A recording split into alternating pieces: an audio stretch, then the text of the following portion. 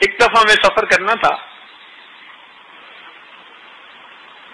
گرمی کا موسم،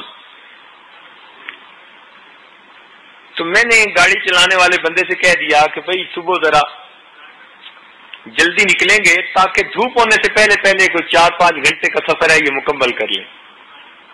لاہور سے خانیوال جانا تھا۔ اس نے کہا بہت اچھا۔ اب اللہ تعالیٰ کی شان دیکھیں کہ جب ہم نے سفر شروع کیا تو صبح صبح تو سڑکیں خالی ہوتی ہیں اور سڑک بنی ہوئی بھی اچھی تھی، تو ڈرائیور سفر طے کرنے کے شوق میں اس کو ذرا تیزی سے طے کر رہا تھا۔ یہ عاجز پچھلی سیٹ پر بیٹھا کسی کتاب کا مطالعہ کر رہا تھا۔ اچانک اس ڈرائیور نے نا زور کی بریک لگائی، کافی زور کی بریک لگائی نا، تو جیسے کوئی چیز گاڑی کے ساتھ ٹکراتی ہے ایسے فرنٹ پہ ذرا ٹکرائی بھی صحیح، آواز سی آئی۔ میں نے ان سے پوچھا کیا ہوا؟ کہتے حضرت بس کتا آگے آ گیا تھا، میں نے بچانے کی بڑی کوشش کی مگر لگتا ہے وہ نیچے آ گیا۔ میں نے کہا مجھے لگتا ہے کہ آپ نے رات کو نیند نہیں پوری کی، آپ کو نیند آ رہی ہے۔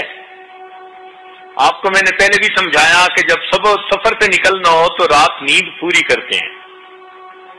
اچھا ایسے کریں کہ آگے آپ کو کوئی ہوٹل ملے تو ذرا روکنا، میں آپ کو ایک ڈرائیور کپ چائے پلاؤں گا تاکہ آپ کی نیند ٹھیک ہو جائے۔ خیر اس نے پھر گاڑی بھگانی شروع کر دی۔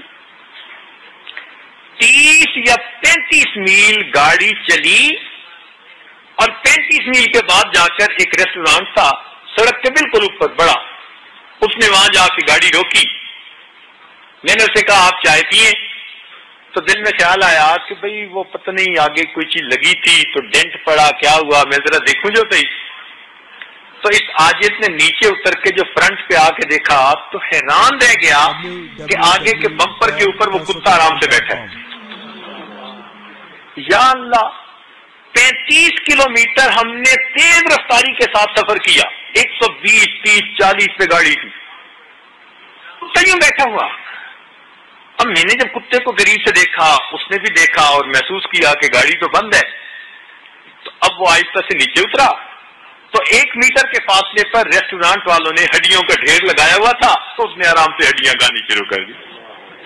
میں نے کہا اللہ بس اب بات سمجھ میں آ گئی، اصل میں اس کا رزق آپ نے یہاں رکھا ہوا تھا اور کتے کے اندر اتنی استطاعت نہیں تھی کہ یہ چند منٹ میں اتنا فاصلہ طے کرتا۔ اللہ نے آپ کی ہماری گاڑی کو اس کی رائڈ بنا دیا۔ تو ہوا کیا تھا، ادھر ڈرائیور نے بریک لگائی اور ادھر اس کتے نے جمپ لگایا، تو گاڑی ذرا جہاں آہستہ ہوئی وہ بمپر کے اوپر آ کر یوں پڑا اور وہیں بیٹھ گیا، نہ اس کو چوٹ لگی نہ 35 کلومیٹر کا سفر اللہ نے کروا دیا بغیر ٹکٹ کے۔ رزق کا معاملہ اللہ کے اختیار میں، وہ ہڈیاں تھیں اس کا رزق، اس نے کھانا تھا، اللہ تعالیٰ نے اس کو پہنچانا تھا۔ یاد رکھیں اگر کسی پہاڑ کے نیچے کوئی پانی کا قطرہ ہو اور وہ کسی کا رزق ہے تو بندہ جب تک اس رزق کو نہیں کھائے گا تب تک اس کو موت نہیں آ سکتی۔ اس بارے میں اپنے رب پہ یقین پکا کر لیجیے، ٹھوس یقین جو میرے مقدر میں ہے، پروردگار نے مجھے پہنچانا ہے۔ نحن قسمنا بینہم معیشتہم، اللہ تعالیٰ فرماتے ہیں یہ رزق جو ہم نے تقسیم کیا ہے اللہ رب العزت پہنچا دیتے ہیں۔